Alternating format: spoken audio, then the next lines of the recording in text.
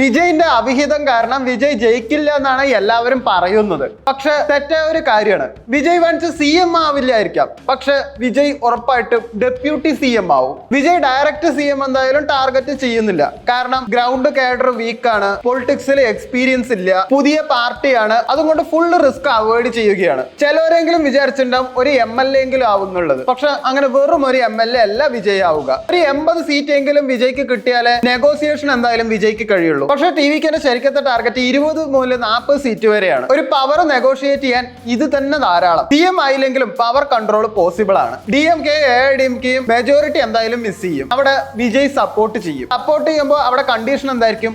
Deputy CM ആയ finance control ചെയ്യാൻ വിജയ്ക്ക് പറ്റും. ഇതാണ് വിജയിന്റെ ഫാസ്റ്റസ്റ്റ് പവർ എൻട്രി. ഈ അവിഹിതത്തിന്റെ കേസ് നടക്കുമ്പോഴും വിജയ് തമിഴ്നാട്ടിലെ ജനങ്ങൾക്ക് കൊടുത്ത ഓഫർ എന്തൊക്കെയാണെന്ന് അറിയോ?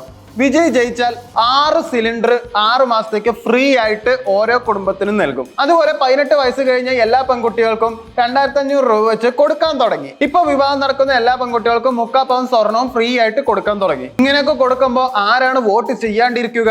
അവിടെ വിജയിന്റെ പേഴ്സണൽ കാര്യമാണെന്ന് പറഞ്ഞിട്ട് എല്ലാവരും വിജയ്ക്ക് വോട്ട് ചെയ്യുക തന്നെ ചെയ്യും. വിജയ് ഒറ്റയ്ക്കാണ് മത്സരിക്കുന്നത്. BJPന്റെ ഓഫറും വേണ്ടാന്ന് വെച്ചു എന്നുള്ളത് എല്ലാവരും പറയുന്നുണ്ട്, പരസ്യമായിട്ട് പ്രഖ്യാപിച്ചിട്ടുണ്ട്. എന്തൊക്കെ പറഞ്ഞാൽ ഇലക്ഷൻ കഴിഞ്ഞാൽ ആരെ സപ്പോർട്ട് ചെയ്യണം എന്നുള്ളത് വിജയ് തീരുമാനിച്ചേ പറ്റുള്ളൂ. അവിടെ പവർ ബാർഗൈനിങ് തുടങ്ങും. ഡെപ്യൂട്ടി CM നെഗോഷിയേറ്റ് ചെയ്യും. പൊളിറ്റിക്സിൽ എന്നും 2 ലെയേഴ്സ് ഉണ്ടാവും. ഒന്ന് പബ്ലിക് സ്റ്റേറ്റ്മെന്റും ഒന്ന് ബാക്ക്ഡോർ സ്ട്രാറ്റജി. പബ്ലിക്കിന്റെ മുന്നിൽ റിജക്ട് ചെയ്തു എന്ന് പറയാം, അവിടെ ഇമേജ് എന്തായാലും സേവ് ആവും. ബാക്ക്ഡോർ സപ്പോർട്ട് പവർ എന്തായാലും കിട്ടും. തമിഴ്നാട്ടിലെ ജനങ്ങൾ വളരെ സെൻസിറ്റീവ് ആണ്. അതുകൊണ്ട് BJPക്ക് ഡയറക്റ്റ് ആയിട്ട് അവിടെ ലിങ്ക് ചെയ്യാൻ പറ്റില്ല. അത് വിജയ്ക്ക് വളരെ ചീത്തപ്പേരാവും. അതുകൊണ്ട് വിജയ് പറയുന്നു, ഞങ്ങൾ ഓഫർ റിജക്ട് ചെയ്തു, ഞങ്ങൾ ഒറ്റയ്ക്കാണ് എന്നുള്ളത്. ഇത് വോട്ട് നഷ്ടപ്പെടാതിരിക്കാൻ വേണ്ടി മാത്രമാണെങ്കിലോ? ഇലക്ഷന് ശേഷം ആരും മെജോറിറ്റി കിട്ടിയില്ലെങ്കിൽ വിജയ് സപ്പോർട്ട് ഡിസൈഡ് ചെയ്യും. അവിടെ ഐഡിയോളജി പിടിച്ചിട്ട് ഒരു കാര്യമില്ല.